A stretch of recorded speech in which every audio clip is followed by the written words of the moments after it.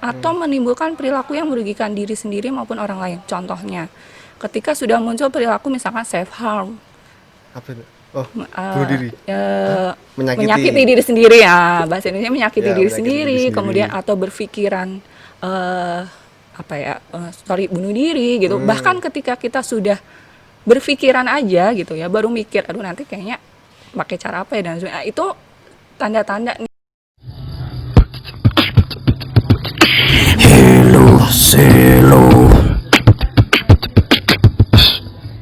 Halo semuanya, makan nasi pakai telur. Assalamualaikum lur. Selamat datang di podcast Hello Selo. Sebuah podcast yang diproduksi seada-adanya oleh salah satu unit KKN PPM yang paling terupdate mungkin ya, di KKN Selo Martani. Nah, ini hari ini kita akan sedikit ngomongin tentang ya salah satu isu yang mungkin banyak orang belum begitu menaruh perhatian terhadapnya, karena banyak orang di luar sana itu cenderung banyak tertarik dengan isu-isu penanganan kesehatan fisik, sementara yang kita akan bahas hari ini itu adalah tentang kesehatan mental. Jadi misalnya seberapa jauh sih isu COVID-19 itu mempengaruhi isu kesehatan mental manusia. Nah, hari ini kita akan coba ulas tentang topik tersebut.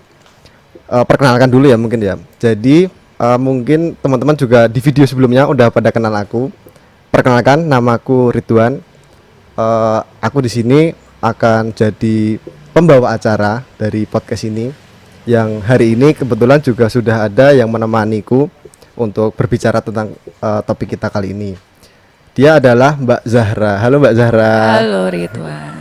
Kalau boleh tahu Mbak Zahra ini sejak awal-awal COVID sampai sekarang itu kerja di rumah atau kerja di kantor atau seperti apa ya Mbak kalau boleh tahu? 80% kerja dari rumah Oh, kerja gitu. di rumah ya. Berarti kerja di rumah aja itu ada dampaknya ya sama Mbaknya. Jadi Oh iya dong. nggak di kantor gitu ya Mbak. Terus Mbaknya ini apa namanya juga mengalami tekanan psikis nggak sih gara-gara corona ini kalau boleh tahu?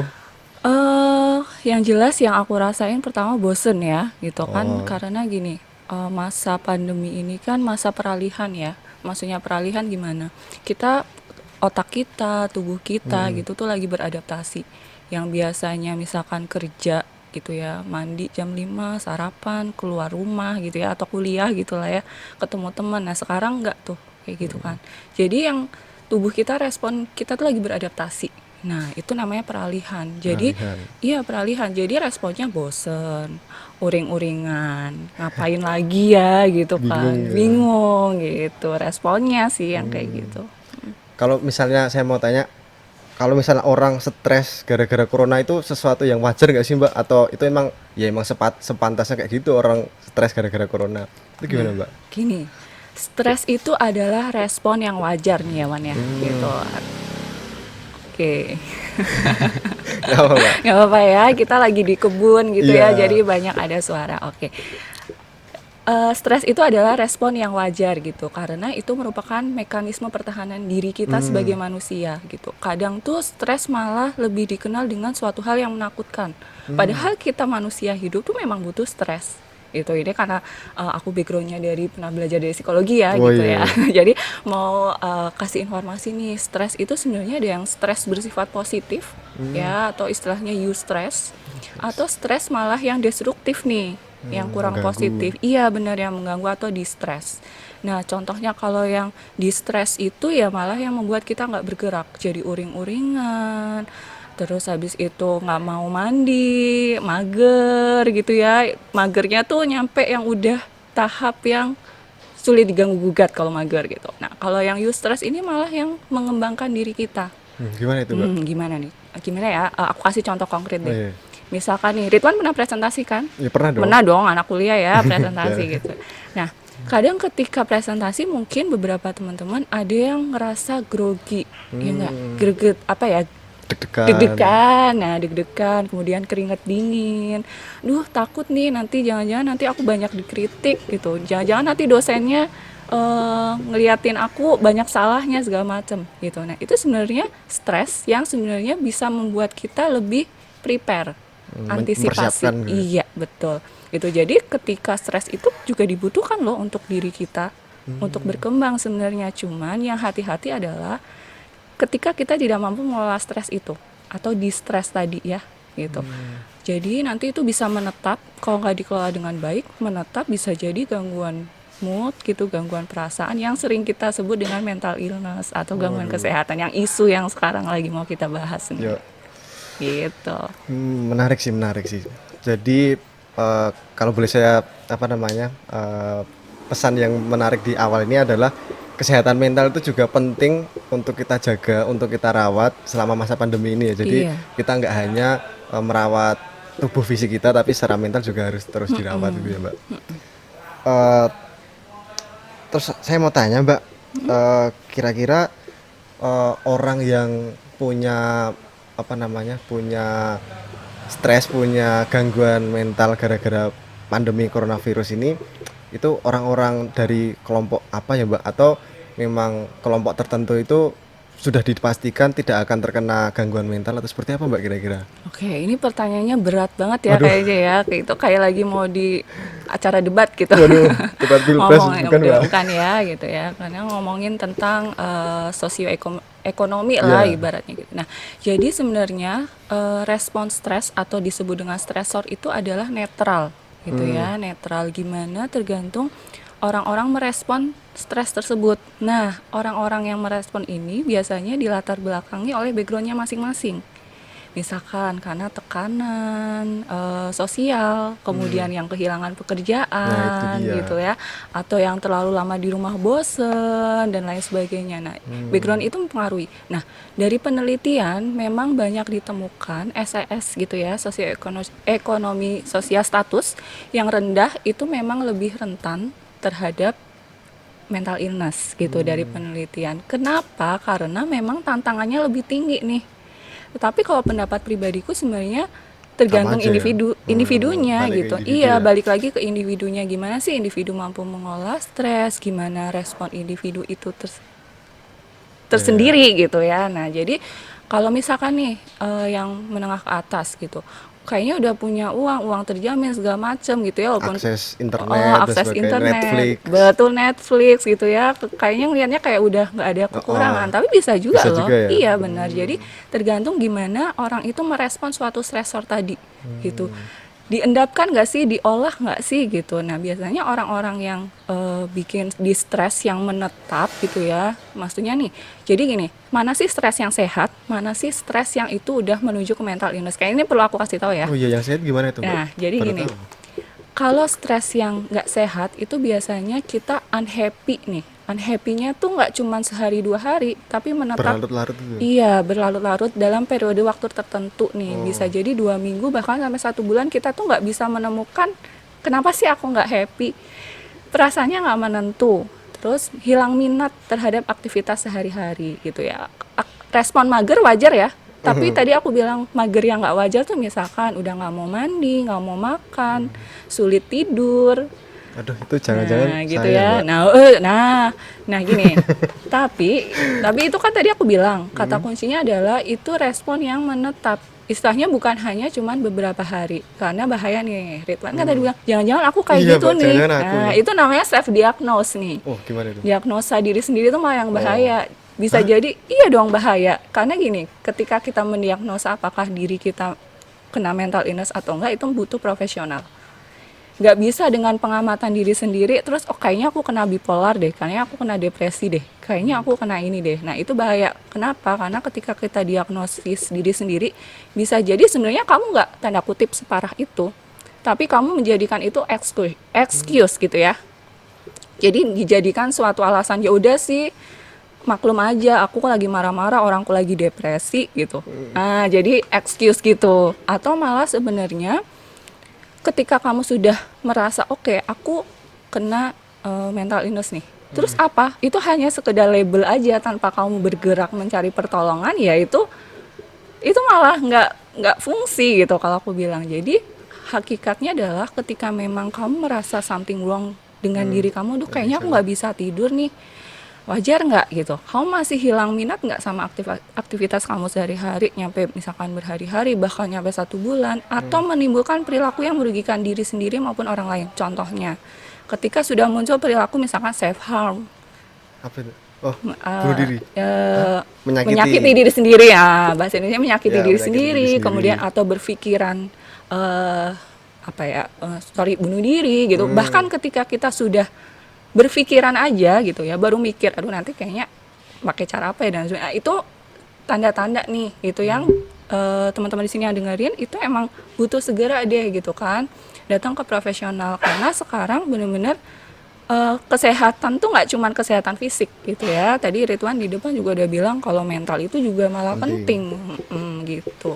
Nah, tapi kan gini Mbak, berhubung ini juga masih konteksnya corona dan keterbatasan untuk tatap muka dengan misalnya profesional, psikolog profesional, itu terus gimana Mbak kira-kira? Apakah orang-orang punya solusi lain, orang-orang yang dalam tanda kutip punya gangguan mental itu bisa mengatasi permasalahannya? Kok soalnya kan banyak yang apa dilarang tatap muka Iya. dan sebagainya itu gimana Mbak kira-kira? Betul. Nah, sekarang banyak sekali layanan psikologi gitu ya, atau misalkan di psikiatri yang secara online. Jadi konsultasinya secara online. Nah, ini mungkin sekalian sosialisasi kali ya. Jadi Oh, nggak apa-apa Mbak. pemerintah gitu ya, wih, bawahnya udah bawa Nggak apa. pemerintah ya gitu.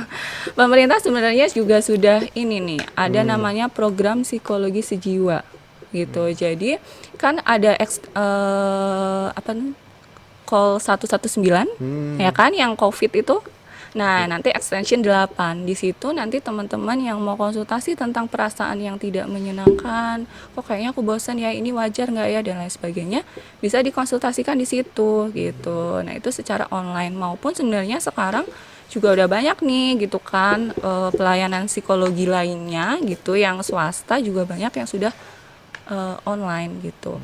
Kalau misalkan yang nggak pandemi nih, sebelum pandemi pun sebenarnya psikolog bisa diakses di puskesmas. Hmm. Nah, biasanya puskesmas udah menyediakan psikolog-psikolog gitu.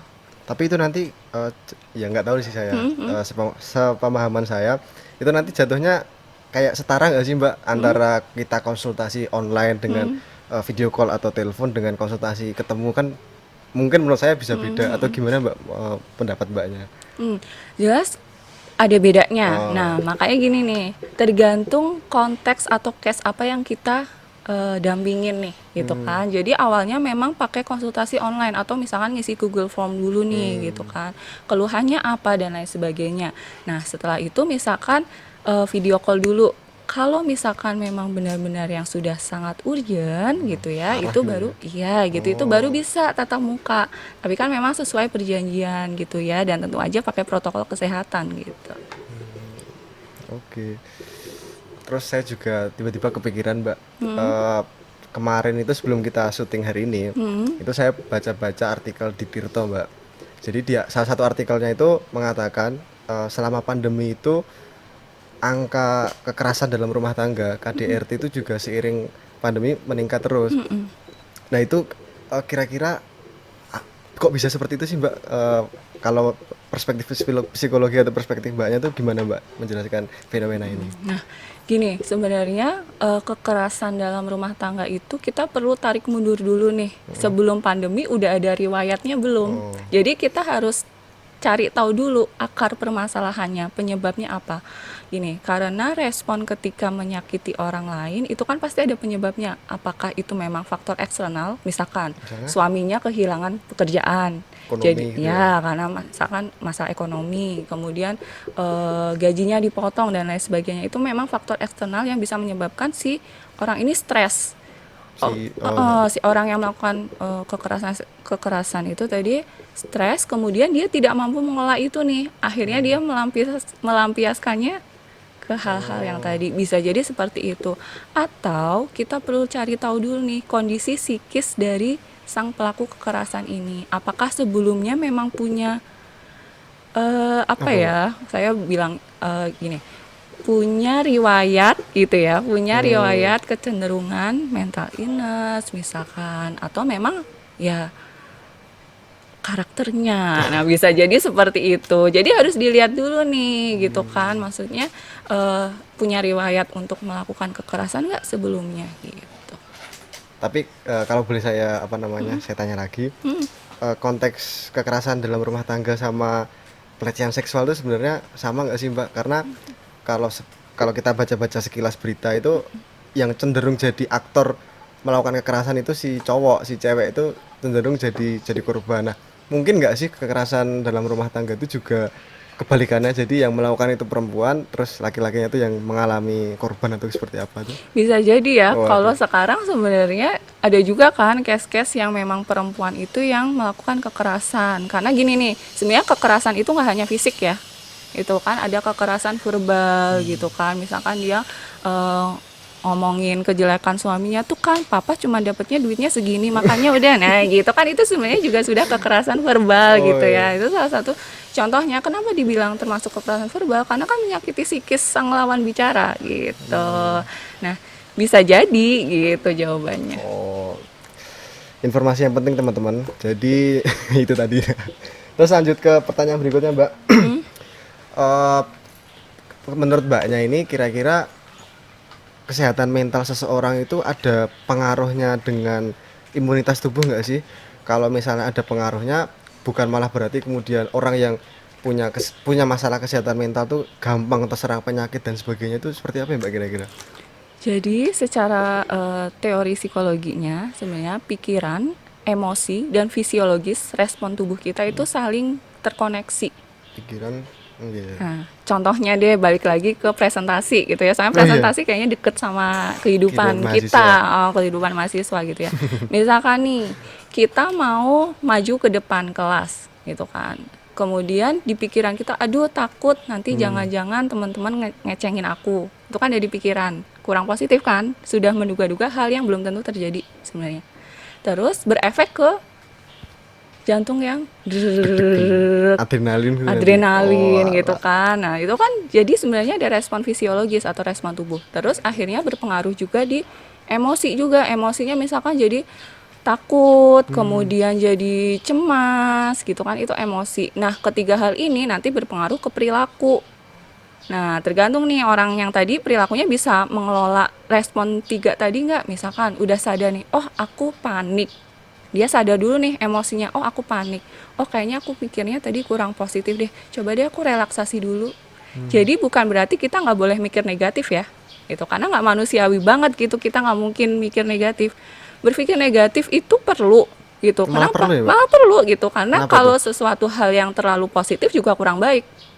Waduh, gimana Nah, lagi tuh? kenapa nih? Jadi intinya di tengah-tengah nih. Nah, kenapa di tengah-tengah? Karena orang yang berpikir terlalu positif biasanya kurang antisipatif. Ah udahlah, pasti bisa, udah langsung aja, Oh, tapi kurang lost gitu ya, prepare. Mbak? Loss aja gitu, bisa kan? Oh iya Atau iya. misalkan terlalu sombong dan lain sebagainya, terlalu positif. Nah, atau misalkan yang terlalu negatif. Kalau terlalu negatif itu malah bisa menimbulkan perilaku yang misalkan menarik diri dari teman-temannya. Aduh, nanti aku takut nih dikomentarin, udahlah aku nggak usah Canggung masuk gitu kuliah. ya. Udahlah aku nggak usah masuk kuliah, udahlah aku nggak mau ketemu lagi sama dosen itu, menghindar aja. Oh, Itu karena pikiran yang terlalu negatif. efeknya bisa ke situ ya. Iya, Keluar jadi dari keluar. komunitasnya gitu ya. Bisa jadi karena ketiga itu terkoneksi ya. Jadi ketika kita udah sadar pikiran kita kurang positif, emosi kita kurang positif, kemudian kita coba deh lihat respon tubuh apa. Misalkan nih, aduh ternyata aku deg-degan ya. Oke, berarti ngurangin dulu frekuensi atau intensitas deg-degan. Caranya relaksasi. Tarik nafas, bukan berarti kita langsung switch gitu ya, nggak Oh mungkin iya. mikir negatif, tapi kita lihat dulu respon tubuh kita. Oh ya, kayaknya deg-degan. Jadi memang betul berkoneksi. Jadi kalau mental illness terkait dengan imunitas itu sedang banyak dikaji gitu. Contohnya orang-orang yang depresi atau orang-orang yang terlalu stresnya udah kronis, biasanya tuh sakit lehernya menahun gitu ya. Gitu. Jadi tuh kayaknya sakit leher, atau misalkan yang punya titik lemahnya di mah sering sakit mah atau migrain. Bisa Kena gitu ya. stimulus, iya benar. Jadi kena stimulus dikit langsung langsung jatuhnya ke Kena migrain. fisiknya mah Ada tadi. juga istilah psikosomatis. Psikosomatis adalah contohnya gini, karena saya berpraktek di sekolah ya.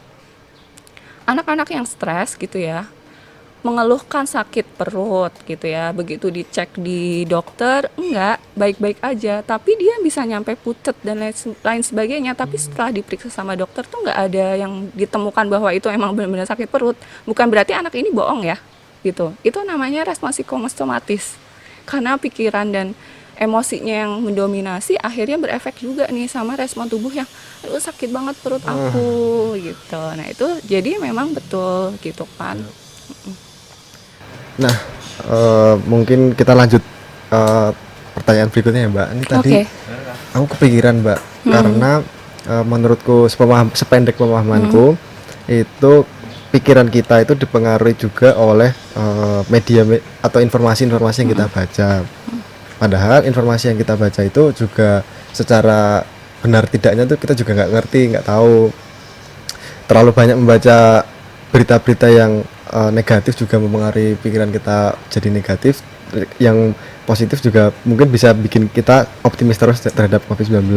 Nah, pertanyaan saya, gimana sih Mbak cara mengelola tadi kita membaca media itu gimana sih Mbak biar kita secara mental masih sehat lah masih gitu. Sebenarnya gini, pada dasarnya manusia itu ini nih, suka atau tidak nyaman kalau berada di situasi yang tidak menyenangkan atau tidak pasti. Jadi punya dorongan naluriah alamiah untuk mencari informasi sebanyak-banyaknya nih. Jadi kayak masa pandemi ini kan kita di situasi yang nggak pasti nih, kapan berakhirnya, berapa lama si corona ini hidup, gitu kan nggak tahu. Jadi kita sebenarnya punya dorongan untuk mengumpulkan informasi itu. Jadi pertama kita pahami dulu bahwa itu respon wajar ketika kita ingin mencari informasi tersebut. Tetapi yang perlu hati-hati, memang betul nih tadi Ridwan kan bilang nggak semua informasi tadi kan bisa aja ada yang hoax gitu kan, atau misalkan ada orang yang terlalu rentan terhadap informasi yang terlalu banyak malah mempengaruhi tadi stres gitu ya. Nah, jadi sebenarnya kita perlu berfokus sama hal-hal yang bisa kita kontrol dibandingkan hal-hal yang di luar kontrol kita. Misalkan kita lebih bisa nggak ngontrol perilaku kita untuk mengurangi intensitas atau frekuensi nonton TV yang berita-berita terlalu apa, atau misalkan media cetak gitu ya yang misalkan terlalu memaparkan hal-hal yang takut bagi, yang misalkan terlalu sensitif terhadap hal-hal informasi yang terlalu banyak itu. Jadi overload tuh. Itu kan lebih bisa kita kontrol kan perilaku kita dibandingkan kita bisa misalkan nih kita bisa nggak ngontrol lamanya virus corona di sini. Lebih sulit ya, bisa, ya kan? Iya. Lebih di luar kendali kita. Nah, jadi intinya adalah kita berfokus sama hal-hal yang masih di dalam kontrol kita dibandingkan dengan hal-hal yang di luar kontrol kita. Kadang yang bikin orang-orang stres itu adalah orang-orang yang terlalu berfokus sama hal-hal yang nggak bisa dia kontrol. Kedua, orang-orang yang terlalu pikirannya kelayapan kemana-mana, kurang here and now. Jadi terlalu jauh memikirkan masa depan atau terlalu memikirkan masa yang udah lalu. Waduh. Nah, jadi pikirannya kemana-mana. Biar mengurangi rasa stres adalah here and now, be present, gitu ya. Jadi lihat aja hari ini, gitu. Apa yang bisa aku lakukan hari ini, kontrol. Oke, terima aja semua emosi negatif. Bukan berarti nggak boleh sedih, nggak boleh bosen. Ketika kita mendinai emosi-emosi negatif, malah kita semakin negatif, biasanya gitu. Kita sadar dulu deh emosi kita, gitu. Karena nggak ada emosi yang nggak bermanfaat sebenarnya. Sedih bermanfaat, stres bermanfaat, gitu ya. Tapi gimana kita mampu mengelola emosi-emosi itu, gitu.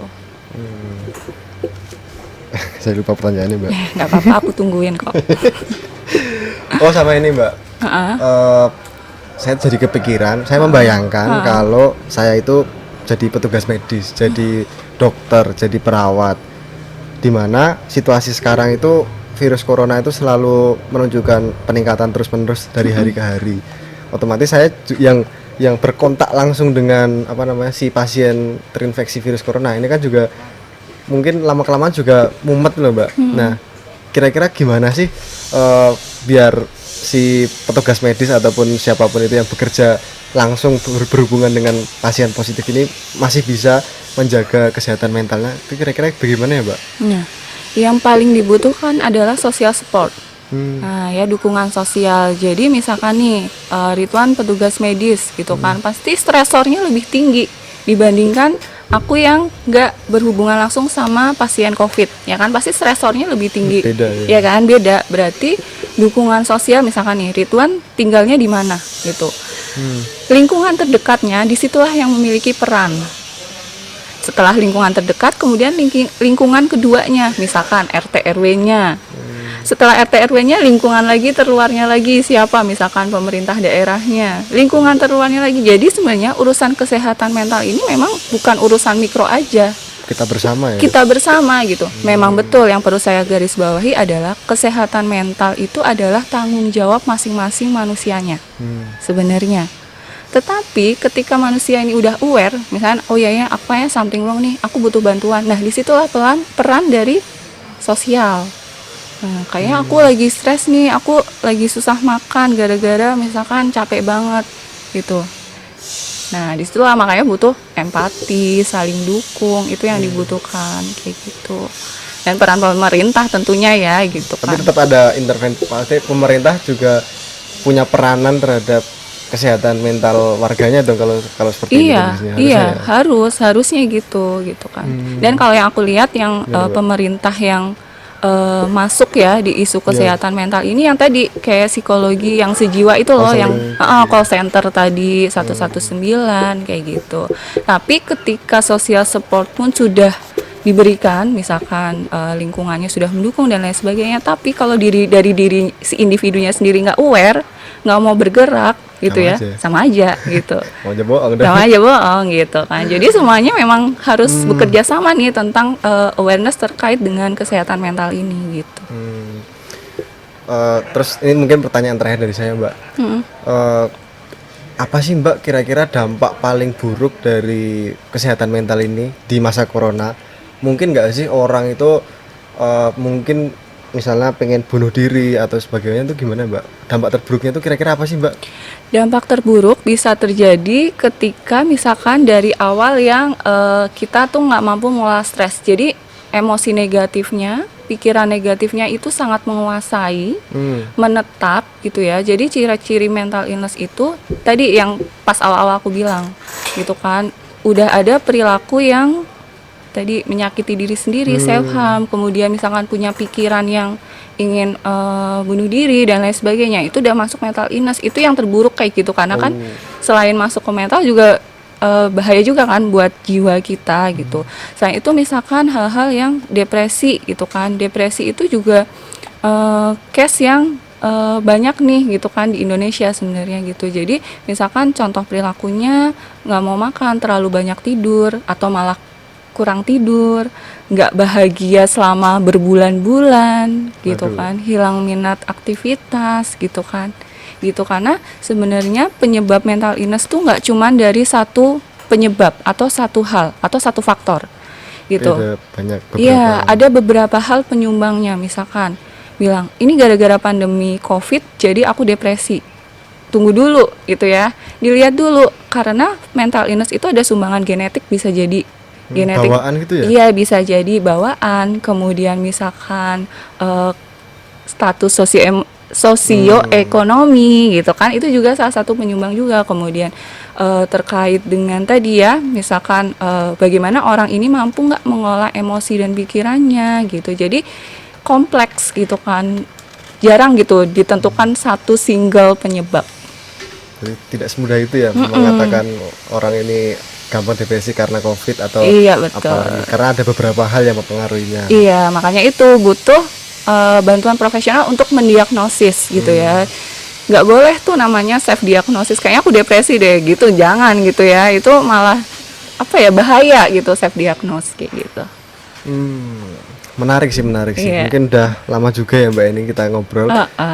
Karena ini podcast dari salah satu program KKN, dan kita juga berusaha melibatkan masyarakat KKN kami. Sebenarnya kami juga udah buka Q&A untuk masyarakat yang ingin bertanya tentang pandemi dan kesehatan mental. Ini saya buka dulu ya Mbak. Oke.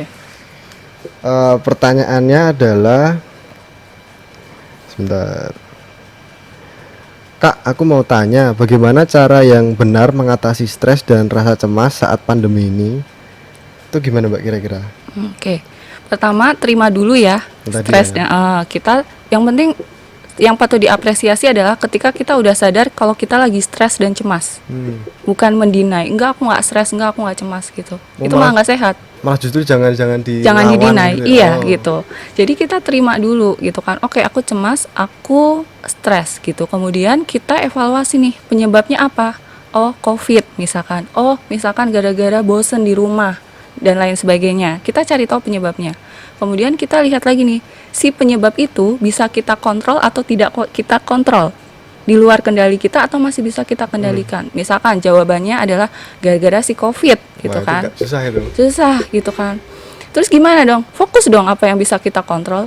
Misal aku cemas karena iya ya gara-gara COVID. Gara-gara COVID aku jadi kebanyakan di rumah. Terus jadinya mager dan lain sebagainya. Kita fokus perilaku apa yang bisa kita kontrol untuk mengurangi rasa cemas kita. Gitu. Berarti kalau yang tadi alasannya itu bosen, itu masih bisa lah ya kita Bisa. mengatasi kebosanan itu. Itu kalau dari sisi kognitif atau cara berpikir. Yang kedua, Ada lagi? nih Gimana, P3K nih namanya. Apa itu P3K. Jadi kan nggak cuma fisik doang ya, mental juga ada P3K-nya. Misalkan Gimana kita tuh? lagi cemas, panik, stres, tarik nafas, hembuskan, relaksasi. Atau misalkan here and now, grounding gitu kan. Pikirannya udah kita lihat, oh ada pohon hijau, kemudian pohonnya hijau. nah gitu, kita jadi here and now nih. Pikiran kita nggak kita ajak melayang kemana-mana, tapi kita be present gitu kan. Lihat deh di sini ada apa gitu kan. Itu kita yang kendalikan pikiran, bukan pikiran yang menguasai kita. Nah, gitu. itu teman-teman. Terus pertanyaan kedua nih, sebagai tolak ukur cara mengatasi stres yang baik dan benar itu seperti apa ya kalau boleh tahu? Gimana Mbak? Itu tergantung style atau kenyamanan masing-masing orang. Ada orang yang misalkan stres atau lagi punya masalah, tantangan gitu ya, lebih suka nih ketika curhat. Kayak aku lagi banyak masalah nih, oke aku butuh banget nih curhat sama orang yang bisa dengerin aku. Curhatlah, itu namanya orang-orang yang butuh social supportnya besar gitu kan. Ada orang yang lebih nyaman, oke kayaknya aku stres deh, ya udah deh minum air putih, kemudian tidur, nonton drama Korea mungkin gitu ya. Itu tapi jangan jadi alasan enggak lagi stres nontonnya 8 jam gitu. Nah, itu jangan gitu ya. Maraton gitu. Nah, jadi tergantung style masing-masing individu. Yang artinya ketika memang itu dilakukan merasa mengurangi tingkat stresnya, lakukanlah gitu selama itu positif gitu. Jadi ya tips-tipsnya tergantung masing-masing individu ya, stylenya masing-masing, karena ada orang yang nggak suka cerita. Ketika aku kasih tips, ya udah deh coba kamu curhat sama orang yang kamu percaya. Aku nggak suka, aku lebih sukanya evaluasi diri daripada menceritakan ke orang lain. Ya sudah gitu kan, gitu. Atau misalkan daily journal, nulis gitu kan, ngegambar misalkan, itu bisa coping stress, cara regulasi stres itu. Ngelola. Tapi mengelola stres. berarti poinnya nggak ada jawaban universal yang itu tuh berlaku pada si A sama si B itu sama. Tapi setiap orang tuh punya cara tersendiri untuk mengelola stres itu ya Mbak. Ya jawabannya kalau yang baik ya tentunya yang nggak merusak diri sendiri dan tidak merugikan orang lain ya gitu intinya. Nah ini pertanyaan terakhir menarik banget. Di saat kita jenuh karena pandemi, kita ingin pergi keluar, tetapi dilarang oleh orang tua karena situasi pandemi seperti sekarang ini. Kira-kira gimana sih Mbak cara mengatasi rasa jengkel terhadap orang tua? Karena kan kalau konteksnya seperti kan berarti antara anak dengan orang tua itu punya perbedaan pendapat. Terus kemudian membuat si anak itu stres atau seperti apa? Itu kira-kira gimana Mbak? Solusinya atau gimana? Wah, oke. Ini ya. Karena ini juga sebenarnya pengalaman pribadi juga sih. Di awal-awal COVID juga saya mau keluar dikit aja, mau ke Indomaret itu bahkan dihalang-halangi sama orang tua karena waktu itu kan zaman-zamannya bener-bener di rumah aja gitu Mbak. Kira-kira gimana Mbak? Jadi pertama lakukan komunikasi terbuka nih antara kita sebagai anak dengan orang tua gitu kan. Jadi kita mencoba mencari tahu dan memahami apa nih yang membuat orang tua memberikan pandangannya seperti itu. Misalkan melarang lah misalkan. Kemudian diskusikan, carilah win-win solutionnya gitu. Oke Bu, lalu aku butuh banget nih sini, apa ya yang bisa buat ibu percaya biar aku bisa keluar. Negosiasi, Bu, kalau misalkan aku nggak boleh keluar 3 jam, boleh nggak keluar 1,5 jam gitu. Jadi negosiasikan kebutuhanmu dan pahami juga Orang tua. orang tua gitu kan. Dan saat membicarakannya yang sering ini nih Gimana, Mbak? sikon ketika orang tua lagi santai Oh, gitu ya. jadi tahu kapan pas ngomongnya gitu Iya, ya. kita tahu kapan masuknya nih ke orang tua Jangan gitu pas ya. ngomong mau keluar pas orang tua marah. Iya, Malah jangan semakin nggak boleh gitu. dong. Dan kalau bisa jangan dadakan, jadi direncanakan. Planning. Iya betul Pak, menurut Bapak besok tuh aku ada kegiatan kayak gini. Nah itu butuh keluar banget nih, gitu. Butuh banget ke Indomaret soalnya es krim aku udah habis. Menurut aku tuh es krim tuh esensial dan penting Pak. Menurut Bapak gimana es krim tuh kenapa menurut Bapak nggak penting? Nah misalnya gitu, jadi obrolin dulu nih gitu kan. Kemudian cari jalan tengahnya gitu. Jadi kita mencoba menghargai orang tua, pahami juga. Dan kita juga mengungkapkan apa yang jadi pandangan kita gitu. Tapi dengan cara yang tadi ya, misalnya lihat sikon dulu gitu kan. Komunikasi ya berarti yang penting Iya, itu komunikasi ya. terbuka. Tuh. Ya udah, mungkin gitu aja teman-teman. Ini juga udah panjang banget videonya. Semoga video ini jadi tontonan yang bermanfaat bagi kita semua. Terima kasih kepada Mbak Zahra. Iya. Jangan kapok kalau misalnya kita mau mengundang lagi ke depan. Jangan lupa teman-teman, bagi yang nonton ini di Instagram, kasih like, kasih komen, sebarin ke semua teman-teman. Yang nonton di YouTube, jangan lupa subscribe di channel kami. Sampai ketemu di video berikutnya. Dadah Mbak. Dadah. Dadah, makasih. Hello, Selo.